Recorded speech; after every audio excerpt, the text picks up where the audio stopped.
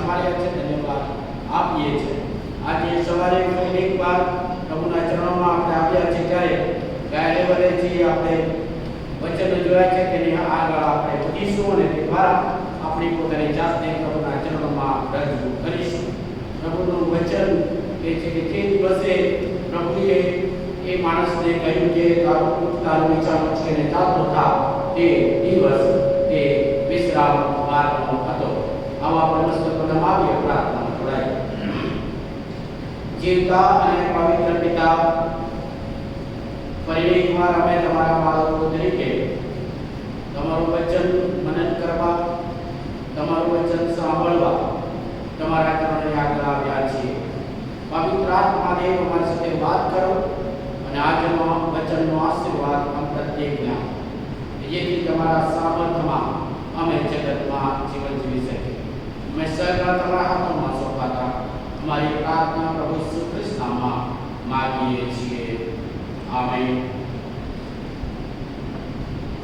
એક દિવસે પુના ની અંદર સાંજના સમયે હું બાઇક લઈને એક વિશેષ કામના માટે ગયો અને કામ પૂરું થયું એટલે વિચાર કર્યો કે અહીં આગળ જઈશ તો ડિવાઈડર એટલે કે મારે પાછું ગાડી પકડવા માટે લગભગ 2 કિલોમીટર દૂર છે અને મેં વિચાર કર્યો કે પાછા જો એ રસ્તેથી આવ્યો છે એ જ રીતે રોંગ સાઈડે હું નીકળી જાઉં તો તરત જ મારે જ્યાં પાછું જવાનું છે ત્યાં ટૂંકું છે અને એટલા માટે જે 2 કિલોમીટર જવા કરતાં હું ટૂંકા રસ્તે એ રોંગ સાઈડે પાછા, પણ મને ખબર નથી કે સામે પોલીસ ઊભો હતો અને મને તરત જ પકડ્યો અને મને પૂછ્યું કે કહાં જા રહે હો?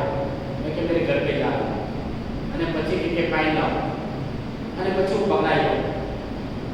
મારે 18 કિલોમીટર ફરીને જે આવવા માટેનો ટૂંકો રસ્તો મેં પાછો એક રસ્તે રોંગ સાઈડે અપનાવ્યો તો તેનો મને દંડ થયો। મારો એવી બાબત કે જૂના કાળમાં લખવામાં આવી છે કે તમે જો ટૂંકા રસ્તા અપનાવો છો અને રોંગ સાઈડે જાઓ છો, રોંગ બાબતો કરો છો તો તેની શિક્ષા, તેનો દંડ છે અને તેમાંથી કોઈ બચી શકે નહીં। એ જ બાબત વિશ્રામવાનો અર્થ છે।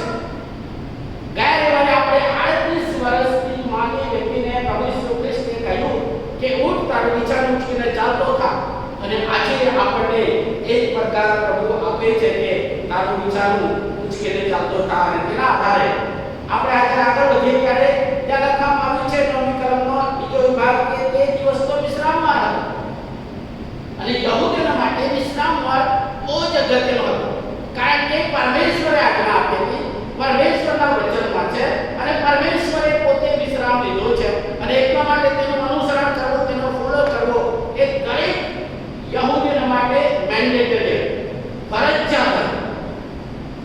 પણ જ્યારે પ્રભુ ઈસુ ખ્રિસ્ત જગતમાં આવ્યા, તેમણે સેવાની શરૂઆત કરી ત્યારે આપણે જોઈએ છે આ 38 વર્ષના માની વ્યક્તિને એક જ શબ્દથી વર્ણન કહે છે કે જો શું સારું થવાનું ચાહે છે અને પછી એના ખુલાસા પછી કહે છે તો ઉઠ, તારું વિચાર ઉચકીને ચાલતો થા।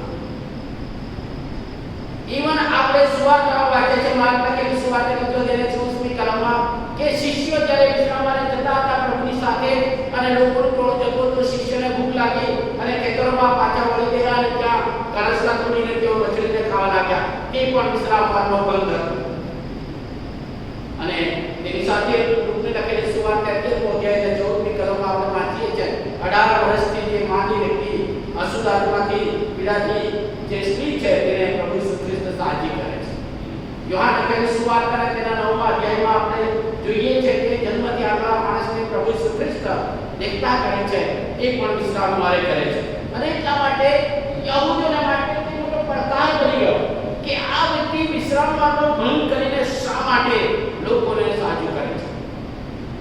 બાઇબલમાં યોહાન લખેલી સુવાર્તાના 5મા અધ્યાયમાં આપણે વાંચીએ છીએ કે એ વ્યક્તિ પાસે યહૂદીઓ આગેવાન જાય છે અને શું કહે છે કે વિશ્રામવાર છે એટલા માટે તારી બિછાનું ઉચકવાનું નથી, તું ભલે સારો થઈ તો સારો થાય પણ બિછાણામાં પડી એવું થાય, સારો થાય તો પણ બિછાણામાં પડી ગયો તો પડી જાય અને ત્યારે આપણને ખ્યાલ આવે છે કે કેટલું વિશ્રામવારના જે આજ્ઞાનો જે નિયમનો જે પાલન કરવા માટે યહૂદી ચુસ્ત હતા તેના વિશે કહે છે, કારણ કે પરમેશ્વર તરફથી તેમના માટે આજ્ઞા છે। ઉત્પત્તિના પુસ્તક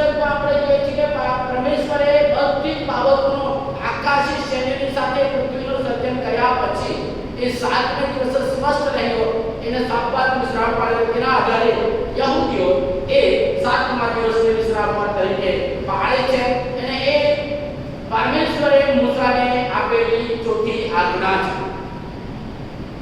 6 દિવસ તારે ઉદ્યોગ કરો, તારું સગળું કામ કરો, પણ સાતમે દિવસે યહોવા તારા દેવનો સબ્બાત છે, તેમાં તારે કંઈ કામ ન કરવું. હવે આપણે પવિત્ર શાસ્ત્રમાં વાંચીએ છીએ કે ઈવન ચૂલો પણ ના સળગાવવાનો. એનો અર્થ એવો છે કે ગઈકાલનું રાંધેલું ખાવાનું પણ આજે નહીં ખાવાનું. બરાબર? એટલી ચુસ્તતા હતી. નિર્ગમન પુસ્તક 34 માં 21મી કલમમાં કહે કે સાતમા દિવસમાં વિશ્રામ લેવાનું. ઈવન અગત્યનું તે વખતે જો અર્જન્ટમાં અર્જન્ટ કામ હતું, ત્યારે વરસાદ પડે ત્યારે ખેતીવાડી કરવી અને તે ચૂકી જવાય તો આખા વર્ષ માટે ચૂકી જવાય. એટલા માટે ખેડવાનું છે, વાવણી કરવાનું છે, એ કાપણી કરવાનું છે, એ બહુ અગત્યની સિઝન છે, અગત્યનું કટોકટીનું કામ છે. એ કામ પણ વિશ્રામવારે બંધ રાખવું એમ કહે છે. જેમ કહ્યું તે પ્રમાણે નિર્ગમન પુસ્તક 35 માં 3જી કલમમાં કહે છે કે ઘરમાં ચૂલો પર ના સળગાવાય, એટલે કે એ રાંધવાની વાત પણ આવે નહીં. નહેરના વખતમાં આપણે જોઈએ છે કેટલાક લોકો વિશ્રામવારનો બંધ કરીને વેચતા હતા, ખરીદતા હતા, બધી બાબતો કરતા હતા. ત્યારે નહેમિયા એના માટેનો ખાસ કરીને સમજાવીને વિરોધ કરે છે અને બહારના વેપારીઓ જે વેચવા માટે આવે છે તેઓના માટે પણ બંધ કરી દે છે. નહેમિયાના પુસ્તક 10 માં 31મી કલમ પ્રમાણે એ સાબત દિનને પાળવા માટે પાળવા માટે ધન્યતા કહેવામાં આવી છે. એ યશાયા પ્રવચનનું પુસ્તક 56 માં 2જી કલમમાં કહે છે. અને યશાયા પ્રવચનનું પુસ્તક 58 અધ્યાય અને 13મી 14મી કલમમાં આપણે વાંચીએ જો આપણે સાબત દિનને પાળીએ અને કઈ રીતે આપણે વિશ્રામવાર પાળીએ તો કેવો આશીર્વાદ મળે છે એના સંબંધમાં ત્યાં લખવામાં આવ્યું છે. અને મૂસાના નિયમ અનુસાર વિશ્રામવારને જે કોઈ અપવિત્ર કરે તો એના માટે બહુ ચુસ્ત નિયમ હતો. શિક્ષણ માટે ઈશ્વરનું વચન કહે છે કે એ માણસને મૃત્યુ દંડ હતો. એ માણસ જીવી ના શકે.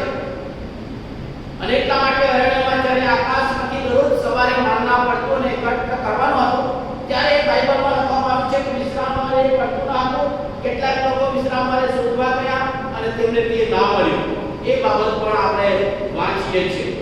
ગણનાનું પુસ્તક 15મો અધ્યાય અને 32 થી 35 કલમમાં કહે છે કે સાબતના દિને લાકડા વીણતો માણસ એને પકડાયો અને તેમને પણ શિક્ષા કરવામાં આવી. નહેમિયાએ પણ એ વેપારીઓને અને ખરીદનારાઓને પણ વિશ્રામવારે બંધ કરાવ્યો.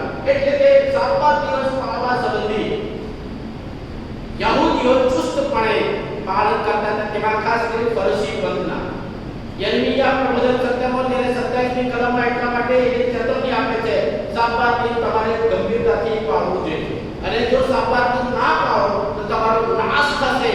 આ આજ્ઞા યહૂદીઓ માટે બહુ સ્પષ્ટ હતી.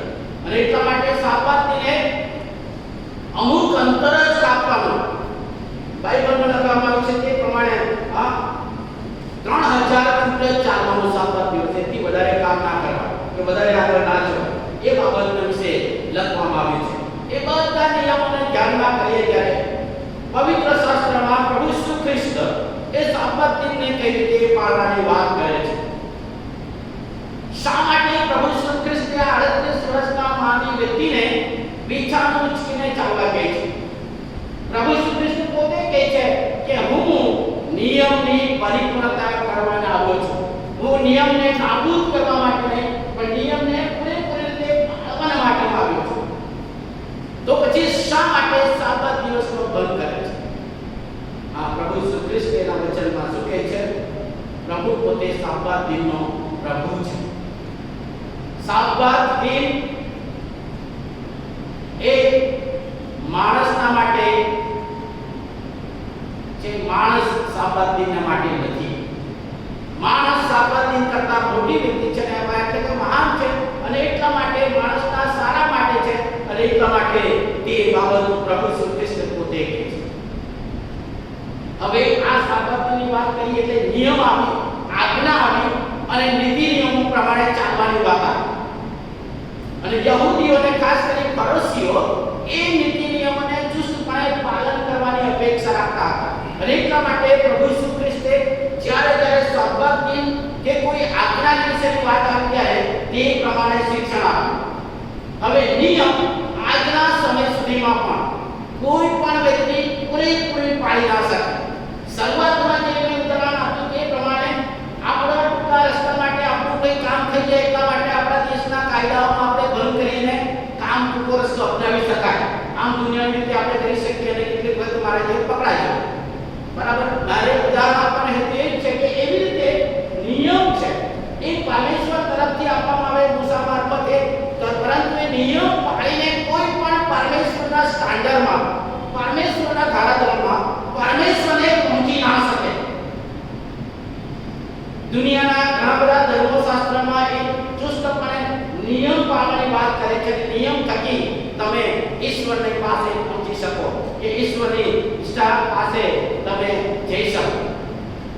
અને ઘણી વખત આપણે બધા પણ એ નિયમ પાળવા માટે ઈશ્વરના ધારાધોરણો પાળીને અમે પ્રભુ ઈસુ ખ્રિસ્તને ખુશ કરીએ, અથવા પ્રભુ ઈસુ ખ્રિસ્ત અમે નિયમ પાળીશું તો પ્રાર્થના સાંભળશે, અમે નિયમ પ્રમાણે રહીશું ત્યારે પ્રભુ ઈસુ ખ્રિસ્ત અમારો સ્વીકાર કરશે, અમારો માન્ય કરશે, અમને આશીર્વાદ આપશે. એવી માન્યતા ઘણી વખત બાઇબલ અહીં વાંચીને આપણે એવો નિષ્કર્ષ કાઢીને એવી રીતે આપણે જીવન જીવવાની કોશિશ કરીએ છીએ. અને એટલા માટે આજે સવાલ પ્રભુનું ધારાધોરણ અથવા પ્રભુનું શિક્ષણ, આકાશનું રાજ્ય કેવું છે એ બાબત સમજ્યા પછી આપણે નિયમ અને એ આકાશના રાજ્યની સરખામણીમાં આપણે પોતાની જાતને તપાસ કરીશું. અને એના માટેના આકાશના રાજ્યનું શિક્ષણ યોહાન લખેલું માફ કરજો માથે લખેલું સુવાર્તા અને તેનો 5મો 6મો અને 7મો અધ્યાય આવ્યો. પ્રભુ એ નિયમના કરતા આકાશના રાજ્યમાં કઈ અપેક્ષા રાખે છે, કઈ રીતે જીવન જીવવું છે તે બાબતનું શિક્ષણ આપે છે. અને તેમાં આપણને 22 બાબતો પ્રભુ શીખવે છે. એ 22 બાબતોની પહેલી બાબત આવે છે તમને ધન્ય છે, ધન્યતાઓ ના વિશે લખવામાં આવી છે. આપણે વાંચીએ છીએ અને ધન્યતા વાંચીએ છીએ તો આપણને બહુ સારું લાગે છે, પણ એ ધન્યતાને લાયક બનવા માટે બાકીની બધી બાબતો આપણે ફોલો કરવાની છે. ધન્યતા. બીજી બાબત શું કહે છે કે તમે જગતનું મીઠું છો, તમે જગતનું અજવાળું છો. અને પછી એને કહે છે કે મીઠું બેસવા થઈ ગયો શું કામમાં, પેટું જવા કામ આવે, અને અજવાળું ના ઉતાર આવે તો પછી કઈ કામ નથી. એટલે એ બાબતો કે તમે જગતમાં અજવાળા સમાન રહેવું જોઈએ, તમે જગતનું મીઠું સમાન હોવું જોઈએ, તેના વિશે આખો સંદેશા વિચાર છે. આ પછી પ્રભુ ઈસુ ખ્રિસ્ત પોતે કહે છે કે તે પોતે નિયમને પરિપૂર્ણ કરવા આવ્યા છે. યાદ રાખીએ, પ્રભુ ઈસુ ખ્રિસ્ત એક ચુસ્ત યહૂદી તરીકે નિયમોની પરિપૂર્ણતા કરવામાં આવ્યા છે. એટલા માટે યોહાન લખેલી સુવાર્તા તેનો 4થા અધ્યાય સમૃદ્ધિની વાત પૂછે છે કે તું યહૂદી થઈને મારી સાથે વાત કરે છે, એ નિયમના ચુસ્ત પાલન કરનાર વ્યક્તિ છે. અને પ્રભુ ઈસુ ખ્રિસ્ત પોતે કહે છે કે નિયમને હું નાબૂદ કરવા માટે નહીં પણ એને પરિપૂર્ણ કરવાના આવે છે. અને એટલા માટે પ્રભુ ઈસુ ખ્રિસ્તમાં આ યહૂદીના વિશ્રામમાંથી માંડીને બધા જ નિયમોની પરિપૂર્ણતા છે. ચોથી બાબત કહે છે ગુસ્સો કરે તે ખૂન કરવા બરાબર છે. ગુસ્સો કોઈના પર ના કરો. ઘરની વ્યક્તિ પર પણ આપણે ગુસ્સા થઈએ છીએ અને પછી આપણે બીજા ખૂન કરે છે તેના વિશે કહે છે. પણ પ્રભુનું સ્ટાન્ડર્ડ, પ્રભુનું જીવન ધોરણ, સંબંધની અપેક્ષા શું છે? જે ગુસ્સો કરો તો ખૂન કરવા બરાબર છે. એ 5મા અધ્યાય 21 થી 26 કલમમાં છે. વ્યભિચારની વ્યાખ્યા પ્રભુ આપે છે. જો ખોટી દ્રષ્ટિ કોઈની સામે કરો છો ત્યારે તમારા મનમાં, એટલે હૃદયથી માંડીને તો મન સુધી લઈ ગયા અને મનમાં તમે એ વ્યક્તિની સાથે વિચાર કરો છો, એ સ્ટાન્ડર્ડ.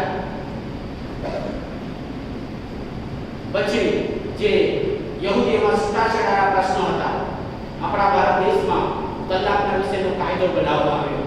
બરાબર, એ છૂટાછેડાના પ્રશ્નો ખ્રિસ્તી સમાજમાં પહેલી પણ લખવામાં આવે છે. પ્રભુ ઈસુ ખ્રિસ્તનું શિક્ષણ શું છે? છૂટાછેડા લેવા સંબંધી. વ્યભિચારના કારણ વગર તમે પોતાની પતિને મૂકી શકો નહીં. અને એટલા માટે આપણે ખ્રિસ્તી સમાજમાં એ જાહેરાત કરીએ છીએ કે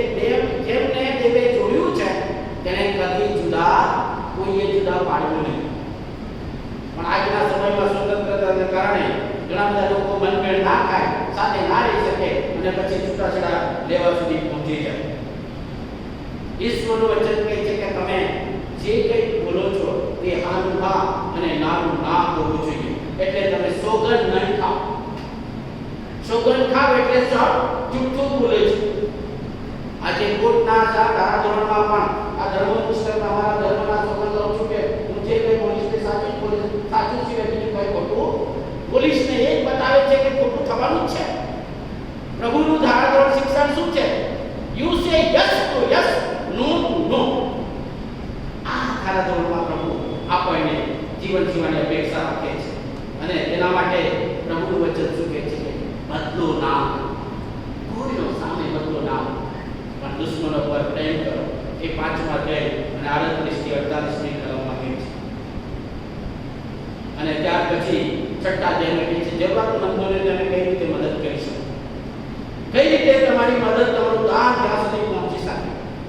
અને ખરી પ્રાર્થના કઈ છે?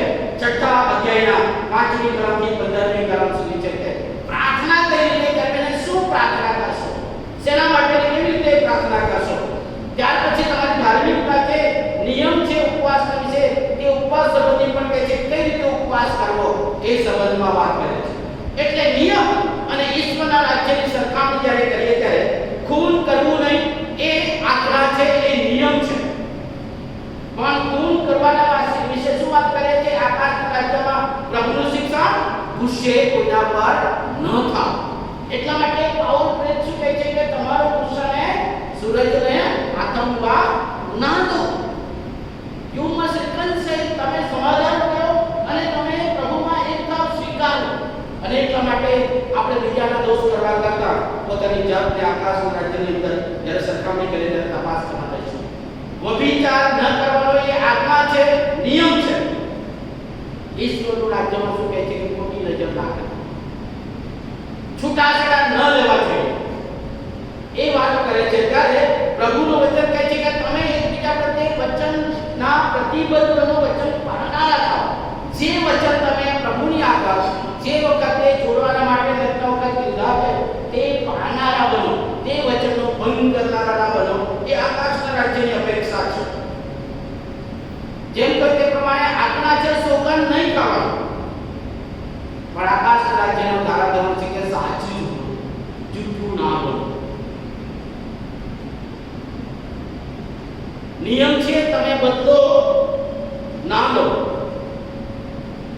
અને તેમાં કહે છે કે દાંતના બદલે દાંત, હાથના બદલે હાથ, પગના બદલે પગ. એ માન્યતા છે, એ વારસા પ્રમાણે તે લોકોને માન્યતા કે જે કોઈ કોઈનો હાથ તોડી નાખે છે તેનો હાથ તોડી નાખવો જેથી બીજા લોકો પણ શીખે, બીજા લોકો પણ એ બાબત કરે. જગતમાં કેટલાક દેશોમાં આવો કાયદો છે, ચોરી કરે તો તમારા હાથ આના કાપી નાખે કે જેથી બીજા લોકો ચોરી ના કરે. પણ આકાશના રાજ્યનો નિયમ શું છે? તમે માફ, એકબીજાને માફ કરો, બદલો ના લો. નિયમ છે દુશ્મનને ધિક્કારો. તમારા દુશ્મનને તમે ધિક્કારો, એક પરંપરાની છૂટ આપવામાં આવી છે. તમને કોઈ ધિક્કાર કરે છે તો તમે તેને ધિક્કારો. પણ આકાશના રાજ્યમાં શું કહે છે? તમારા દુશ્મન પર પ્રેમ કરો, સ્વીકાર કરો. આ આકાશના રાજ્યનો વચન છે. એ બાબતો એટલા માટે તમારે આગળ રજૂ કરું છું કે આપણે એ તપાસ કરીએ. 6ઠા અધ્યાયના 19 થી 21 કલમમાં કહે છે કે તમારું જે ધન છે તે ક્યાં એકઠું કરવું જોઈએ. આમ તો જગતમાં આપણે ધન એકઠું કરવાનું. એક દિવસે એક વ્યક્તિ મળ્યા અને બીજી વ્યક્તિને વાત કરી કે મેં 2 જગ્યાએ ટ્રેક્ટર લીધા. એકની કિંમત 40 લાખ અને બીજાની કિંમત 60 લાખ. એક ટ્રેક્ટર સ્વર્ગમાં લઈ જશે. એટલે નહીં લેવું જોઈએ હું કહેવા માંગતો નથી, પરંતુ ઘણી વખત આપણે આકાશના રાજ્યના વિશે વિચાર કરીએ તો જગતના રાજ્યને વધારે પ્રાધાન્ય આપે. ધન આપણું ક્યાં એકઠું કરીએ છીએ એ બાબત સંબંધી પ્રભુ કહે છે કે તમારું ધન જ્યાં હશે ત્યાં તમારું મન હશે. 6ઠો અધ્યાય અને 22 થી 23 કલમમાં કહે છે કે તમારા શરીરનો દીવો એ આંખ છે અને એટલા માટે તમારી આંખ નિર્મળ હોવી જોઈએ. નિર્મળ અર્થ એવો છે જો કે દૈહિક જે નબળાઈને કારણે આંખ ઝાંખી થઈ જાય, જેમ કે મને ચશ્મા વગર ના દેખાય, એ દૈહિક નબળાઈ છે. પણ નિર્મળ આંખ એટલે કે આંખો દ્વારા ધૂંધળું ના દેખાવું જોઈએ, આંખો દ્વારા વાસના ભરી દ્રષ્ટિ ના થવી જોઈએ, આંખો દ્વારા લોભની વાત ના થવી જોઈએ, આંખો દ્વારા બીજાનું નુકસાન કરીને પોતાના દેહની વાસના સંતોષમાં ના જોઈએ.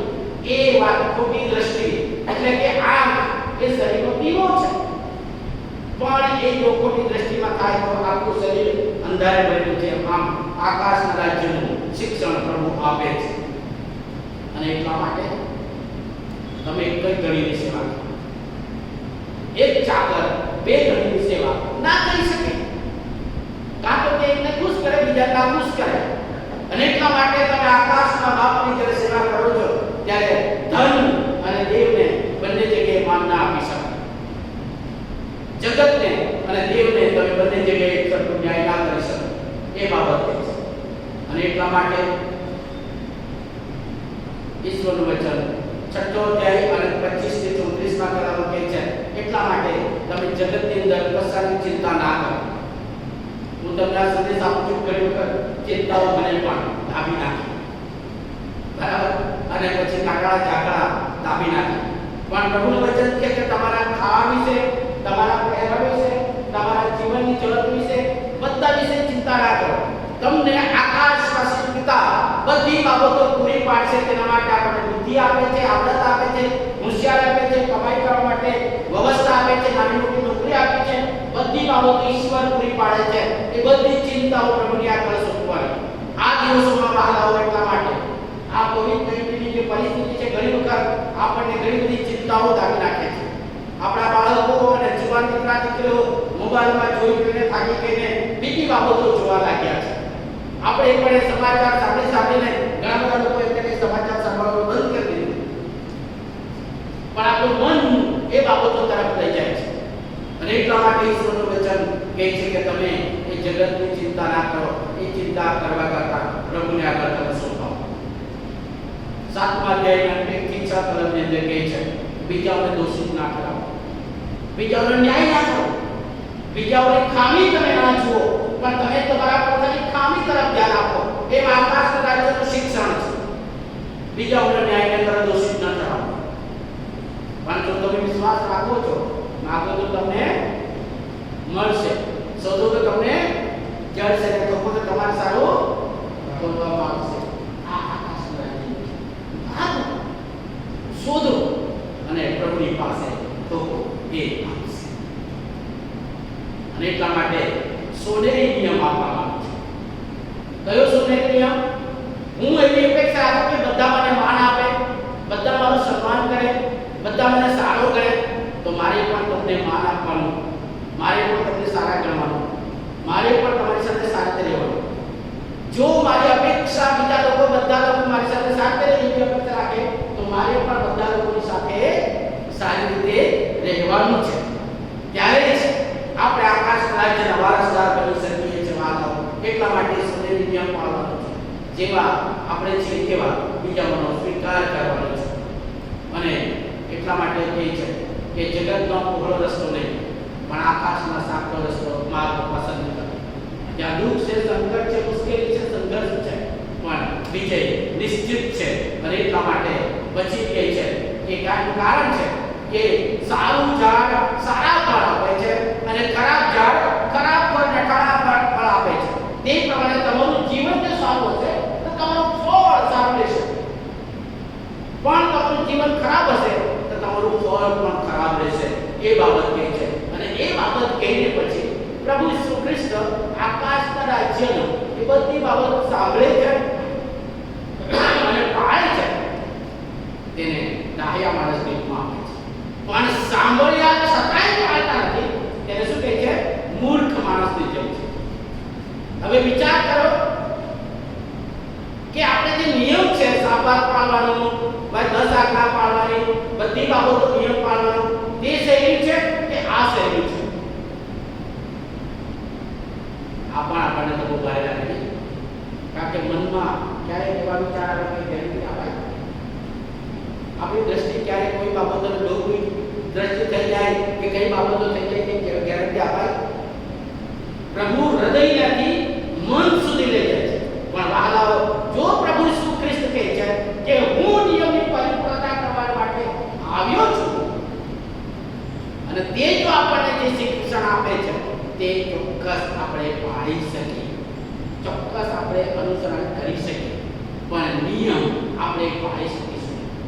કોઈક ને કોઈ જગ્યાએ નિયમનો ભંગ કરે. આપણે પોતે જ વિચાર કરીએ, ભારત દેશના નાગરિક તરીકે દેશના પૂરેપૂરો કાયદા કોણે પાડ્યો છે? કે ખ્રિસ્તી વિશ્વાસ ખ્રિસ્તી તરીકે દેશનો તમામ કાયદા છે માણસ નાગરિકના માટે, લાભના માટે, દેશના માટે છે, પાડી શક્યા છે? એ જો આપણે ન પાડી શકીએ તો દેવના જે આજ્ઞા છે તે આપણે કેવી રીતે પાડી શકીએ? અને એટલા માટે પ્રભુ ઈસુ ખ્રિસ્ત નિયમની પરિપૂર્ણતા છે. આકાશના રાજ્યનું શિક્ષણ છે તે પ્રભુ ઈસુ ખ્રિસ્ત આપે છે અને કહે છે કે હું નિયમની પરિપૂર્ણતા કરવા આવું છું. બાળકો, એટલા માટે આપણા માટે નિયમ બધા જ પ્રભુ ઈસુ ખ્રિસ્તે પાળ્યા છે. હવે આ આકાશનું રાજ્યનું શિક્ષણ જે વચનો છે તે પ્રમાણે અનુસરણ કરવા માટે પવિત્ર આત્મા આપણને આપવામાં આવ્યો છે. અને એટલા માટે વાલો, કોઈનું તારણ, કોઈનો બચાવ, કોઈનો ન્યાય એ નિયમથી નહીં પરંતુ ઈશ્વરના એક કૃપાથી થાય છે. કારણ કે પ્રભુ ઈસુ ખ્રિસ્તમાં નિયમની પરિપૂર્ણતા છે. અને એટલા માટે વાલો, પ્રભુના લોકો તરીકે નિયમ પર નહીં આધાર રાખો. નિયમથી તારણ નથી, પણ પ્રભુ ઈસુ ખ્રિસ્તની કૃપામાં આપણો બચાવ છે. પ્રભુ ઈસુ ખ્રિસ્તની દયામાં આપણો ઉદ્ધાર છે. કારણ કે નિયમ એ વદસ્તા પર મારી નાખવામાં આવ્યો છે. ઈસુ ખ્રિસ્તે નિયમ પરિપૂર્ણ કરે છે. એટલા માટે પ્રભુ ઈસુ ખ્રિસ્તને છેલ્લી વખતે કે સંપૂર્ણ થયું અને ઉપરથી નીચે સુધી એ પરમ પવિત્ર સ્થાન અને પવિત્ર સ્થાનનો પડદો ફાટી ગયો. અત્યારે આપણે પ્રભુ ઈસુ ખ્રિસ્તની કૃપામાં ને કૃપામાં જે વચનો આપ્યા છે તે પાળવાને માટે પ્રભુ પવિત્ર આત્માથી મને તમને સહાય કરે છે. નિયમથી આપણે કોઈ બચી ના શકીએ. અને એટલા માટે પ્રભુ ઈસુ ખ્રિસ્ત કહે છે કે વિશ્રામવારનો પ્રભુ હું છું. વિશ્રામવાર માણસ માટે છે, માણસ વિશ્રામવાર માટે નથી. એટલે કે માણસ મહત્વનું છે અને પ્રભુ એમને શિક્ષણ આપીને કહે છે કે તમારામાંથી ઘેટા બકરું જો કોઈની ખાડામાં પડી જાય તો તેને તમે સપ્તાહના દિવસે કાઢો છો કે ના કાઢો? તો કાઢીએ છીએ. કેમ? કારણ કે નહીં તો તેમાં મરી જાય. તે પ્રમાણે આ એક આત્મા 38 વર્ષથી બંધનમાં છે, તેને જો એ માનવીમાંથી બહાર કાઢવો એ સારું કરવું કે અયોગ્ય કરવું, એમાં નિયમ કરતા ઈશ્વરની દયા અને કૃપા મહત્વની છે. પ્રભુ એવી રીતે વાતો આપણો બચાવ કરે. નિયમથી આપણો કોઈનો બચાવ થયો નથી અને થશે નહીં. પણ પ્રભુની કૃપા, પણ આકાશના રાજ્યનું જે શિક્ષણ છે તેને અનુસરણ કરવા માટે પ્રભુ મને ને તમને આપણે એવા ધારાધોરણ કરી નાખ્યા છે. પણ એ વિશ્વાસથી જો પ્રભુ ઈસુ ખ્રિસ્તની કૃપામાં છીએ અને પ્રભુ ઈસુ ખ્રિસ્ત પર પ્રેમ કરીએ છીએ તો એ નિયમ ઓટોમેટિક પાળાય છે. નિયમ ઓટોમેટિક આપણને અનુસરણ કરવાનું મન થશે અને નિયમ તરીકે નહીં પણ ઈશ્વરની કૃપામાં તેના પ્રેમમાં આધીન થવા માટે આપણે મન પ્રભુ ઈસુ ખ્રિસ્ત નિયમની પરિપૂર્ણતા કરીને જો આપણા માટે માર્ગ તૈયાર કર્યો છે, તો આપણને કહે છે કે તમે જગતનું મીઠું છો. અને મીઠાનું કામ શું છે? જગતમાં સ્વાદ લાવવાનું કામ છે. જગતની અંદર સારી બાબત ટકાવી રાખવાની છે. જગતમાં સારી બાબત લાંબા સમય સુધી સચવાય રહે એના માટે છે અને સ્વાદ લાવીને સારી સોસાયટી બનાવવાની છે. તો એ પ્રમાણે રહેવા માટે પ્રભુ એના વચન પ્રમાણે મને તમને સહાય કરે. અજવાળાનું કામ શું છે? તો તે ગુપ્તમાં ખરાબ બાબતોને દૂર કરવાનું છે, ખરાબ બાબતો જાહેર પ્રગટ કરવાનું છે અને તેની સાથે બીજાઓને દોરવાનું છે. પોતે અજવાળામાં ચાલવાનું છે, તેની સાથે બીજાઓને માર્ગ બતાવવાનો છે. એ રસ્તો છે, એ આગળ વધવાની બાબત છે. અને એ રીતે આપણું જીવન જગતમાં પ્રગટ એવી રીતે થાય જો પ્રભુ ઈસુ ખ્રિસ્ત પર હું સંપૂર્ણ પ્રેમ કરું છું. પણ જો આજ્ઞા તરીકે છે તો કઠણ છે. હવે આપણે નક્કી કરીએ પ્રભુ ઈસુ ખ્રિસ્તની કૃપામાં, જેને વચન પરિપૂર્ણ કરશે તેની કૃપામાં આપણે આધીન થવાનું છે કે પછી વચન પર આધીન થવાનું છે. સાંભળ દિન પાળવાની વાત આવી, એના વિશે કોઈ વખતે સંદેશમાં કે શિક્ષણ હું આપીશ શા માટે આપણે રવિવારને એ રીતે ઉજવીએ છીએ. પણ એ નિયમ નથી પણ પ્રભુ ઈસુ ખ્રિસ્ત દ્વારા એ કૃપા છે અને એટલા માટે આપણે આધીન થઈએ છીએ. પણ હું અને તમે આ રવિવારે એટલે કે પવિત્ર દિવસ પાળવાને માટે આપણે ભક્તિ સભામાં આવી આરાધના કરી, સ્તુતિ કરીએ, બાકીનો સમય આખો દિવસ આપણે કઈ રીતે વિતાવીએ છીએ? કઈ રીતે વિતાવવો જોઈએ, કઈ રીતે પસાર કરવો જોઈએ, એ પ્રભુનું વચન છે. પણ હું ને તમે કઈ રીતે પસાર કરીએ છીએ, કયા પ્રોગ્રામો રાખીએ છીએ, બાઇબલ અભ્યાસ કરીએ છીએ, પ્રાર્થના કરીએ છીએ, બાળકોને વચન શીખવાડીએ છીએ, કુટુંબ તરીકે પ્રભુનું વચનનું મનન કરીએ છીએ, બીજાના માટે સેવા કરવા માટે આપણને તક મળે છે. આપણે તો કઈ દોડધામ કરીએ છીએ ને તેને સેવા માની લઈએ છીએ. અમે બાળક તરીકે ઘણી વખત તમને એક પરીક્ષણ થાય, હા અહીંથી કામ કરવાનું, તેથી કામ કરવાનું, દોડધામ કરે એને સેવાનો ભાગ ગણે, પણ મહાદાવ નથી. આપણે નિયમને ઘણી વખત પ્રાધાન્ય આપીએ છીએ, ઈશ્વરની જે કૃપા છે તેને ચૂકી જઈએ છીએ.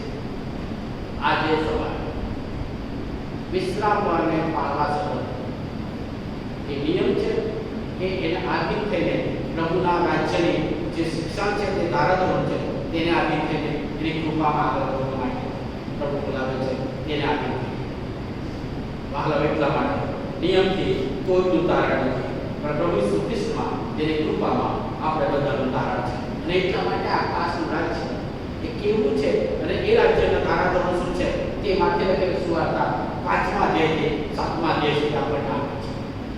એ યાદ રાખીએ અને નિયમ કરતા ઈશ્વરની કૃપામાં આગળ વધીએ જાય. આપણા જીવન દ્વારા જગતના લોકો કૃપાથી તારણ મળે છે, કૃપાથી જીવન મળે છે, કૃપામાં સાજાપણું છે, કૃપામાં આશીર્વાદ છે, કૃપામાં આનંદ છે, કૃપામાં શાંતિ છે, કૃપામાં સમાધાન છે, કૃપામાં છુટકારો છે, કૃપામાં તમામ પ્રકારના આશીર્વાદો આકાશમાંથી આવે છે. તે આપણા જીવન દ્વારા જગત સમજી શકે એટલા માટે તે રીતે જીવન જીવવા મને તમને સહાય. હું સમજી શકું છું નિયમ અને કૃપાના સંબંધમાં પૂરેપૂરી રીતે હું પણ ના સમજી શક્યો, તમે પણ ના સમજી શક્યા. પણ એક બાબત ચોક્કસ છે, પ્રભુ ઈસુ ખ્રિસ્ત નિયમની પરિપૂર્ણતા છે, તેના દ્વારા આપણને જીવન મળ્યું છે. એ જીવનમાં આપણે બધા આગળ વધો. પ્રાર્થના.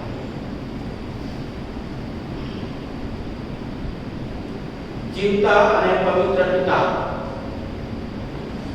ઘણી વખત હું નિયમ પાડીને તમારું બાળક બનવા કોશિશ કરું છું, પણ તમે તો નિયમની પરિપૂર્ણતા છો. તમારામાં તમારી કૃપા થકી અમને જીવન છે. જે આકાશનું રાજ્યનું ધોરણ છે તે પ્રમાણે હવે પછી યાદ રાખીને ચાલવા અને જીવવા મને સહાય. પ્રભુ એવી રીતે દરેક વ્યક્તિએ પ્રાર્થના કરી છે, એ બાબતનું સમજણ પવિત્ર આત્માથી દરેકને કે જેથી નિયમ પાલનથી નહીં પણ તમારા પર પ્રેમ રાખીને તમારા આધીન થવાથી જે જીવન છે એ જગતમાં જીવવા સહાય. પિતા વચનનો આશીર્વાદ દરેકને. અમારી પ્રાર્થના અમારા નિયમના પરિપૂર્ણ કરનાર અમારા મધ્યસ્થ પ્રભુ ઈસુ ખ્રિસ્ત નામમાં માંગીએ છીએ. આમીન. વચનના પ્રકાશમાં ભજન સંગ્રહમાંથી ગીત નંબર 343 આપણે